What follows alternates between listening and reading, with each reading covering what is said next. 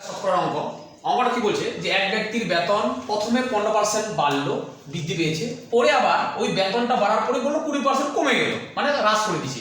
বলছে তাহলে মোটের উপর তার বেতনটা শতকরা বাড়বে না কমবে সেটা বার করতে হবে। এরকম অঙ্ক বারবার বললাম, আমি আগে বলেছি শতকরার ক্ষেত্রে, বারবার কথাটা বলি, শতকরার ক্ষেত্রে এর সবসময় বেতনটা আমি 100% দেবো। কত পার্সেন্ট স্যার? 100%। তাহলে ডাইরেক্ট অঙ্কটা করবো আমরা, তাহলে আমি 100% ধরে নিলাম। এবার এর আগেও বলেছিলাম যেটা বাড়বে সেটা 100 সাথে যোগ করবো, তাহলে এখানে 15 বেড়েছে, তাহলে হয়ে গেল 115%। এবার নেক্সট, এরপর বলছে তার বেতনটা সব কমে গেল, তাহলে কমে গেল তার মানে মাইনাস করবো, তাহলে 100 থেকে যদি 20 মাইনাস করি তাহলে কত হবে? 80% একদম। এবার নেক্সট, আগের মতো ক্যালকুলেশন, 100 115 পার্সেন্টেজের জন্য নিচে 100 আসবে, এখানে 80, তার নিচে আবার 100 আসবে।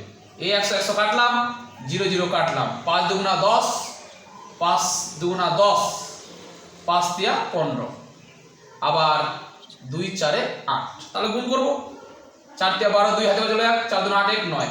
এবার দেখো এটা 100 থেকে কম আসলো, যখনই কম আসবে, বারবার এইগুলো কথা বলে দিচ্ছি, 100 বেশি আসা মানে বেতনটা বাড়ে গেল, আর 100 কম আসা মানে একবার বলছি সবসময় হ্রাস পেল।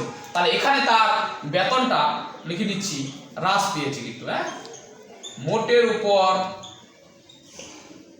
বেতন শতকরা কি হ্রাস। কেন স্যার? যদি 100 থেকে কম, তাহলে এবার তুমি বলো কতটা কম স্যার? তাহলে 100 থেকে শতকরা, ভালো মতো লিখে দিই, শতকরা হ্রাস পাবে। কতটা পাবে স্যার? একদম সুন্দর করে। টোটাল 100, এই 100 থেকে 92 বাদ দিয়ে দাও, তাহলে কত পার্সেন্ট? তাহলে এর বেতনটা মোটের উপর 8% কি হয়েছে? কমে গেছে। তো যাই হোক, আজকের মতো করে এখন